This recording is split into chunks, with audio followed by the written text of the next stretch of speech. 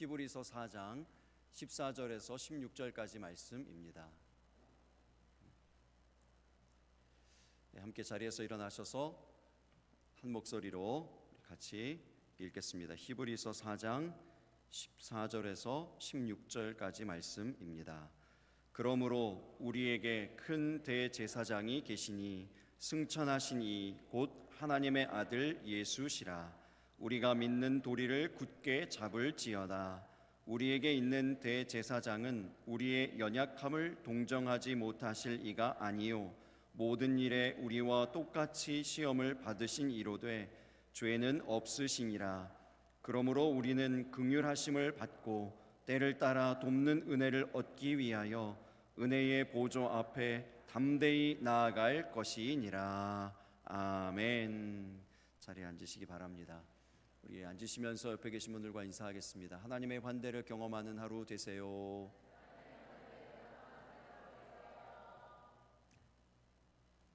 신방을 하고 있습니다. 신방의 최대 수혜자는 저인 것 같아요. 살이 찌고 있습니다. 뱃살이 늘어나고 있어요. 흡사히 사육당하는 것 같은 느낌이 들 정도입니다. 신방에 주시는 은혜가 있습니다. 은혜를 전하려고 갔는데 은혜를 받는 경우가 더 많은 것 같아요. 감동이 있습니다. 이야기를 하시다가 우시고 또 듣다가 우시고 기도하다가 울고 기도 제목을 적어놓고 가셨는데 그 적어놓은 기도의 제목을 놓고 기도하다가 혼자 눈물 짓는 일들도 있습니다. 무엇보다도 큰 은혜는 성도님들과 조금 더 가까워졌다는 것입니다.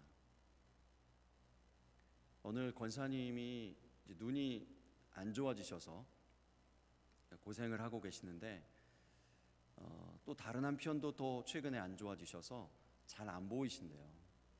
너무 감사한 것은 그럼에도 불구하고 너무 여전히 밝으세요. 그 권사님이 저에게 이렇게 얘기하십니다. 가까이 가야 목사님 얼굴이 제대로 보여요. 권사님의 그 이야기가 제 마음에 남았습니다. 그리고 곰곰이 생각해 보니까 우리의 신앙의 원리도 그와 같다는 생각이 들어요. 가까이 가야 예수님의 얼굴이 제대로 보입니다.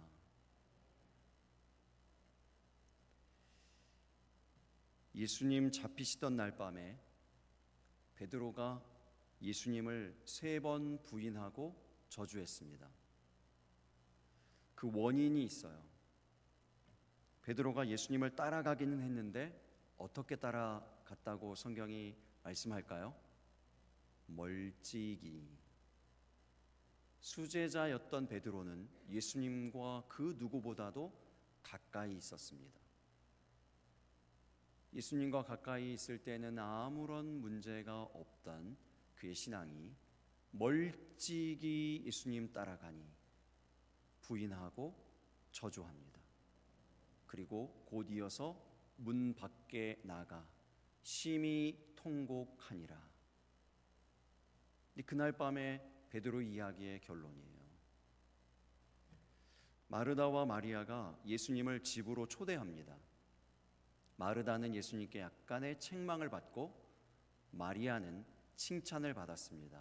그 이유가 어디에 있을까요? 거리에 있습니다. 마리아는 예수님 발치에 앉았다고 했습니다. 예수님 발치에 앉아서 예수님의 얼굴을 분명히 보고 예수님의 그 음성, 예수님의 그 말씀을 가까이에서 들었습니다. 여러분, 저와 여러분의 자리가 바로 그 자리 되시기를 예수님 이름으로 축복합니다. 예수님 발치에 앉아서 그 누구보다도 예수님 얼굴 뚜렷이 보고 그 예수님의 음성을 들으며 예배하실 수 있게 되기를 바라요. 말씀과 그 무엇과도 바꿀 수 없습니다. 말씀보다 중요한 것이 있습니까? 그럼 말씀이 생명이잖아요. 말씀으로 우리 하나님이 이 세상을 창조하셨습니다. 말씀으로 병든 자를 일으키셨습니다. 말씀으로 죽은 자까지도 살아나게 하셨습니다. 태초에 말씀이 계시니라. 이 말씀이 하나님과 함께 계셨으니 이 말씀은 곧 하나님이시니라. 요한복음 1장 1절의 말씀입니다. 여러분, 말씀과 그 어떤 것도 바꾸지 마시기 바랍니다. 말씀 듣는 일에 어떤 것도 여러분 양보하지 마시기를 바라요. 예배를 드리며 주의를 지키면서 말씀이 없으면, 말씀 듣지 못하고 간다면 그 어떤 일을 해도, 그 어떤 봉사를 해도 주님께 칭찬받지 못합니다. 마르다는요, 예수님 곁에 없습니다. 하나님 곁에 없어요. 하나님의 일을 하면서도 하나님 곁에 없어요. 고넬료가 사도 베드로를 초대해서 사도 베드로가 그 집 앞에 섰는데 고넬료가 이렇게 고백합니다. 우리가 다 하나님 앞에 있나이다. 이 얘기는 베드로를 두고 하나님이라고 얘기한 것이 아니고요, 바로 요한복음 1장 1절의 말씀이요, 이 말씀은 곧 하나님이시니라 라고 하는 말씀을 근거로 해서 베드로의 입을 통해서 선포되어지는 그 말씀 앞에 우리가 있나이다, 이렇게 얘기한 것입니다. 근데 이 마르다는 하나님의 일, 예수님을 섬기는 그 일을 하는데 예수님 곁에 없습니다. 예수님 가까이에 없습니다. 우리가 이렇게 되어질 수 있음을 늘 점검하고 주의하실 수 있게 되기를 바라요.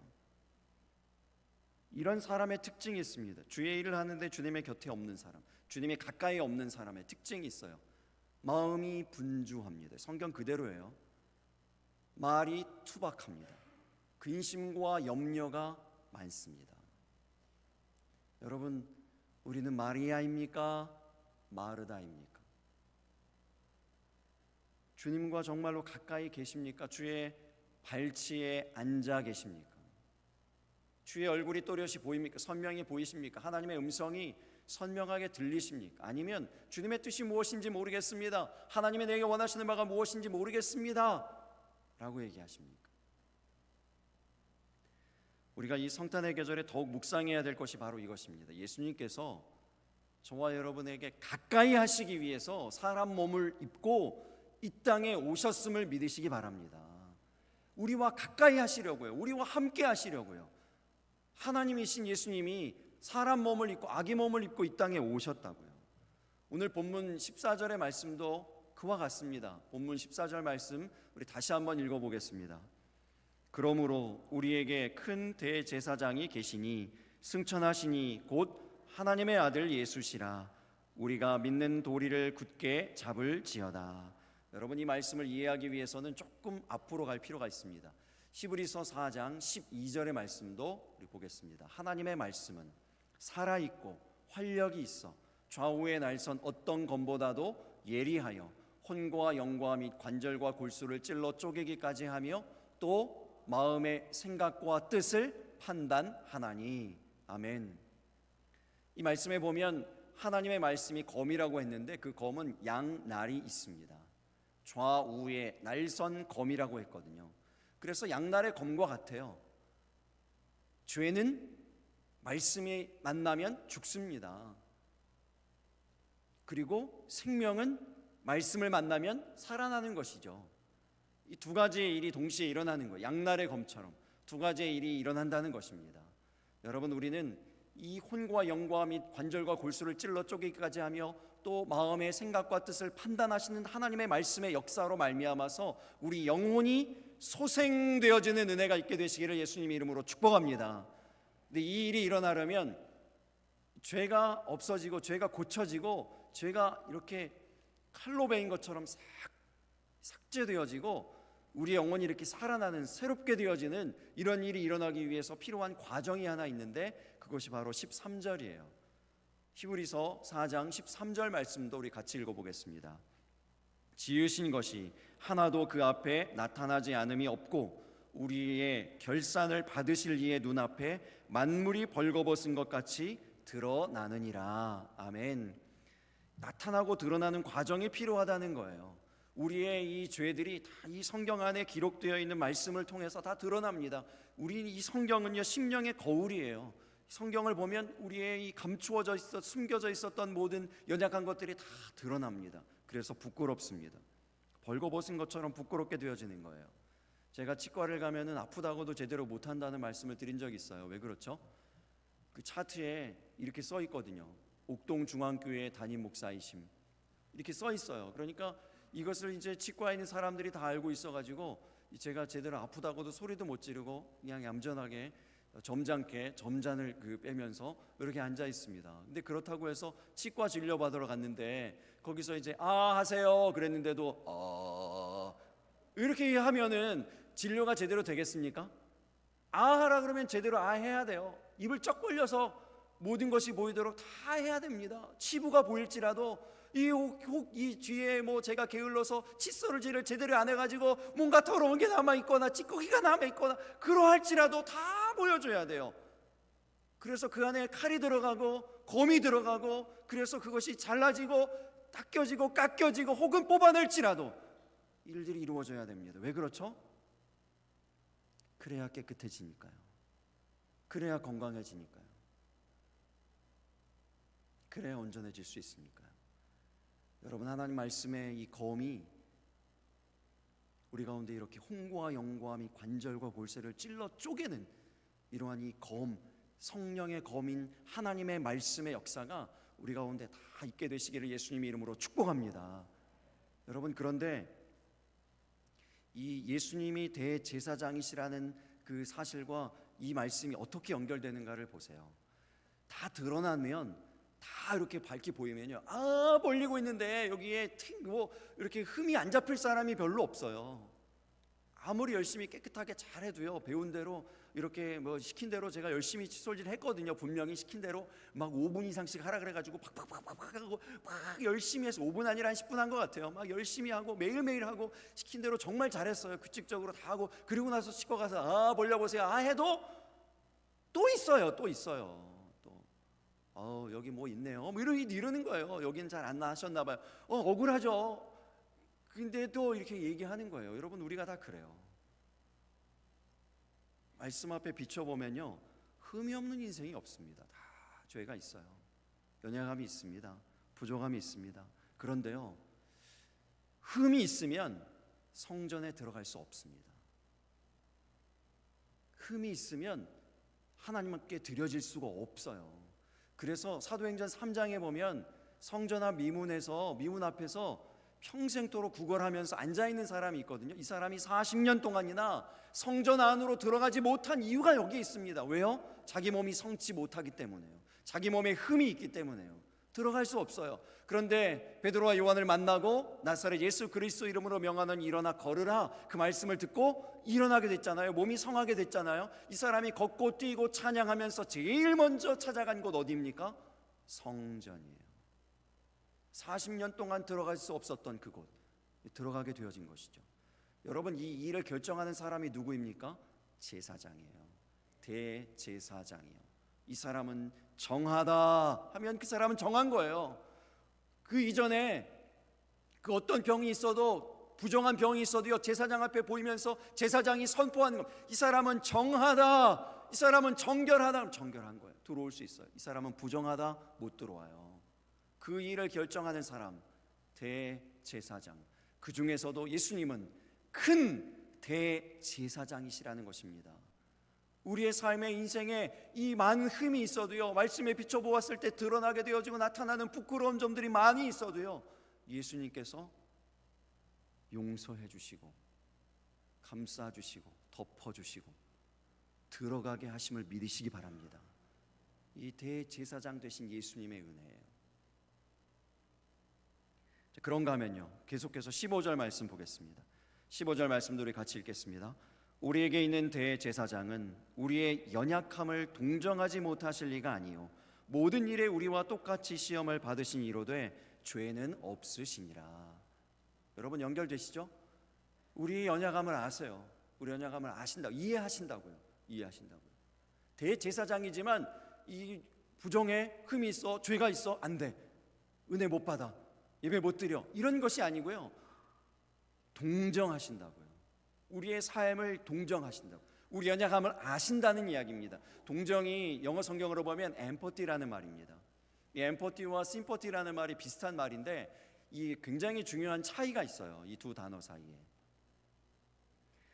심퍼티를 먼저 말씀드리면 감정을 공유하는 겁니다. 슬퍼하는 사람하고 함께 슬퍼하고 기뻐하는 사람하고 함께 기뻐하는 거예요. 같이 울고 같이 웃는 것이죠. 이런 것입니다. 그냥. 그런데 그 심퍼티는요, 울기는 같이 울어주는데 그 사람이 얼마나 슬픈지는 잘 몰라요. 얼마나 기쁜지는 잘 몰라요. 그래서 100% 공감은 안 되는 거예요. 이해는 안 되는 거예요. 그런데 그냥 같이 울어주는 거예요. 그냥. 그래서 이 감정의 이입이 안 되는 거죠. 근데 감정의 이입까지 다 되는 거예요. 내가 이미 경험해 보았고 알고 있고요. 이해되어지는 것, 거기까지가 이제 엠퍼티입니다. 우리나라의 형편들을 해외 외신들이 막 보도하는데 놀라기도 하고 뭐 걱정스러워하기도 하고 그러죠. 현장에 있는 우리가 느끼는 것과 해외에 있는 그들이 느끼는 것은 다르죠. 다른 거예요. 그래서 그들이 이제 비유하자면 그런 거죠. 그들의 감정이 이렇게 하는 것이, 공감하는 것이 심퍼티면, 우리는 이 현장, 이 나라에 있는 우리는 이제 엠퍼티인 거죠. 같이 느끼니까, 같은 현장, 같은 시대에 지금 있으니까요. 그런 겁니다. 한국에 와서 제일 영화관에 가서 처음 본 영화가 있는데 하필 미 해군이 나오는 영화였어요. 음악은 아주 신나는 음악이 막 나오고 장면은 너무 멋진 막 장면들이 막 펼쳐지는데 저희 부분만 울고 있습니다. 사람들은 막 웃고 막 신나는 그런 장면이 하나도 울 장면이 없어요. 영화 처음부터 끝까지 그냥 신나는 영화예요. 그냥 액션 영화인 거예요. 근데 그 액션 영화를 보는데 우리 둘만 울고 있어요. 우리 둘만. 군복만 봐도 눈물이 나고, 이 사람들이 막 결정적인 장면에 목숨 걸고 전장으로 나가는, 그러지 마라 얘들아, 그러면서 막 속으로 막 우는 거예요. 이미 그 아이들에게 있는 거예요. 벌써 아이들이라 그러잖아요. 거기 영화 주인공인데 멋지게 군복 입고 막 싸우는 이제 이 사람들인데 군복만 보면 그냥 애들이에요. 우리에게는 그냥 우리 애들이에요.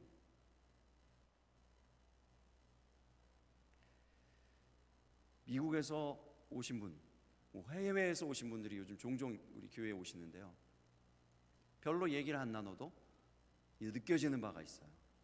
알게 되어지는 바가 있어요. 아이 키우시는 분들, 길거리 가다가 비슷한 또래, 우리 아이와 비슷한 또래 아이를 데리고 가는 엄마를 보면 어떤 생각이 드십니까? 느껴지는 바가 있죠. 저희 동네에서 어느 날 제가 그 단지에서 이렇게 걸어가는데 어느 아주머니가, 처음 본 아주머니인데 저에게 너무 반갑게 인사를 하시는 거예요. 저는 아는 분인 줄 알았어요. 우리 교회 성도님이신가 내가 못 알아보고 있나? 근데 너무 친절하고 너무 막 친근하게 뭐 인사를 막 하고 혼자 얘기를 막 하시는 거예요. 왜 그랬는 줄 아세요? 이유가 이래요. 자기도 큰 강아지를 키운대요.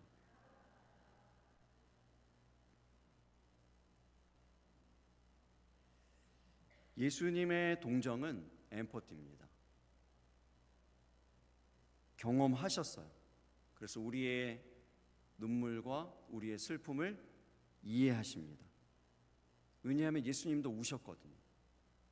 예수님에게도 눈물이 있었거든요. 예수님에게도 아픔이 있었거든요. 고통이 있었거든요. 예수님 배신도 당하셨고요. 시험도 당하셨고요. 간구하고 부르짖고 밤새워 기도하셨는데 그 기도가 거절도 당하셨습니다. 기도 응답 못 받으신 적이 있으신 거예요. 그래서 예수님의 동정이 주는 위로가 다른 것입니다. 그 예수님의 동정이 주는 그 위로를 풀어서 설명한 것이 16절에 나오는데 바로 긍휼하심과 때를 따라 돕는 은혜인 거예요. 예수님이 우리를 다 아시기 때문에, 우리의 인생을 다 아시기 때문에 그 때를 아시는 거죠. 시기를 아시는 거예요. 그래서 그 시기, 때에 맞는 적절한 은혜를 주신다라고 말씀하는 것입니다. 16절 말씀도 우리 함께 읽어보겠습니다. 그러므로 우리는 긍휼하심을 받고 때를 따라 돕는 은혜를 얻기 위하여 은혜의 보좌 앞에 담대히 나아갈 것이니라. 아멘. 지난 주간에 제가 읽은 글 가운데서 가장 울림이 있는 이야기가 있습니다. 새벽 예배 때 이미 말씀드렸고요. 방송에서도 제가 드린 적이 있는데 어느 목사님의 신학교 졸업 때 이야기입니다. 그러니까 바로 이맘때쯤입니다. 12월 중순 때 마지막 수업이에요. 신학교를 졸업합니다. 그리고 마지막 수업이에요. 들어오신 교수님도 노 교수님, 이제 정년 퇴임을 앞둔 마지막 수업을 이제 하시는 교수님이십니다. 그 강의예요. 존경하는 그러한 교수님이죠. 유명한 교수님입니다. 이 마지막 수업에 들어오신 교수님, 그 교수님이 이제 강의를 하시니까 사람들이 다 숙연했어요. 교수님은 창밖 나뭇잎 다 떨어진 나무들을 이렇게 물끄러미 쳐다보시다가 백목을 교탁에 내려놓으셨습니다. 그리고 가만히 계셨습니다. 졸업반의 학생들은 교수님께서 이 마지막 시간 어떤 말씀을 자신들에게 주실까 하면서 교수님을 쳐다보았습니다. 교수님이 천천히 말씀을 시작하십니다. 이제 학교를 떠나는 자네들에게 무슨 말을 해줄까? 그리고는 이 말씀을 암송하셨습니다. 너는 진리의 말씀을 옳게 분별하며 부끄러울 것이 없는 일꾼으로 인정된 자로 자신을 하나님 앞에 드리기를 힘쓰라. 디모데후서 2장 15절의 말씀이에요. 그리고는 강의실을 나가셨어요. 그 말씀의 무게, 그 무거움에 눌려 학생들이 한 명도 움직이지 못합니다. 그리고 찬찬히 그 말씀을 다시 한번 떠올려 보면서 암송해보고 묵상해보고 마음에 새기면서 각자의 사역의 자리로 떠나갔다는 이야기예요. 근데 이 목사님에게 그 말씀이 목회하는 동안 내내 큰 지침이 되었답니다. 구비마다 설교를 준비할 때마다, 예배를 준비할 때마다, 사역을 준비할 때마다, 어려움의 순간마다 이 말씀이 계속 생각이 났다는 거예요. 그 말씀이, 그 노 교수님이 던져주신 그 말씀이 바로 이 주님의 긍휼과 때를 따라 돕는 은혜가 되어진 것입니다. 너무나도 적절한 말씀이 되어진 것이죠. 감사하게도 제가 이제 극동방송에서 방송하는데 그 방송을 빠뜨리지 않고 듣는 애청자가 우리 교회에도 계시더라고요. 그 애청자 한 분이 이제 그 방송 들으신 리뷰를 전해주시는 거예요. 그 방송을 듣는 중에 너무 은혜가 되는 것이 있었대요. 그래서 저는 기대를 조금 했죠. 제가 어떤 전한 어떤 말씀 한 구절 혹은 찬양의 해설 어느 한 구절이지 않았을까 예상을 했는데 그분 입에서 나온 이야기는 의외였습니다. 그분이 은혜 받은 대목, 아멘. 방송에서 흘러나오는 여러 이야기들 가운데에서 제일 마음에 울리고 감동이 되는 것이 그 한마디였대요.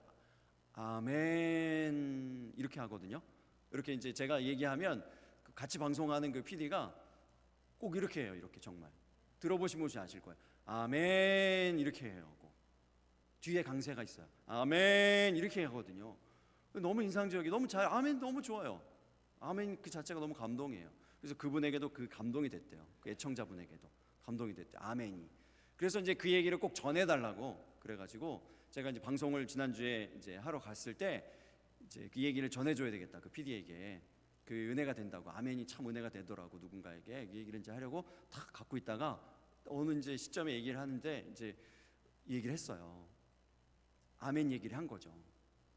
방송하다 말고 이 PD가 펑펑 우는 거예요.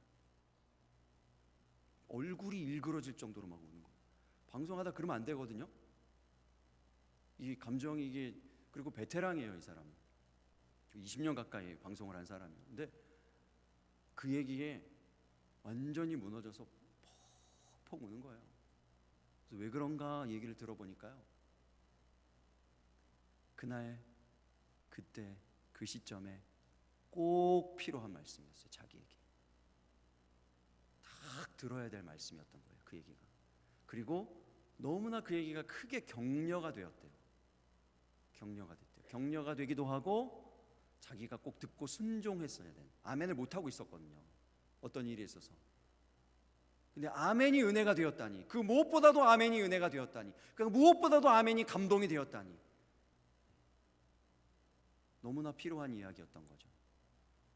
그리고 자기가 그 오랜 세월 동안 방송하면서 기억에 남는 그런 이제 그 리뷰요. 기억에 남는 리뷰가 그 전에 한 가지가 있었는데 오늘 바뀌었대요. 오늘 바뀌었대요. 그러면서 이제 마치고 돌아가면서 그렇게 평가를 합니다. 목사님, 그 이야기가 저를 살렸습니다. 저를 오늘 살렸습니다. 이렇게 얘기해요. 우리 주님은 우리의 때를 너무나 잘 아십니다. 그래서 그 때를 따라 도우신다고 말씀해요. 이것이 주님의 은혜입니다. 그런데 여러분, 이런 은혜가 어떻게 주어진다고 말씀합니까?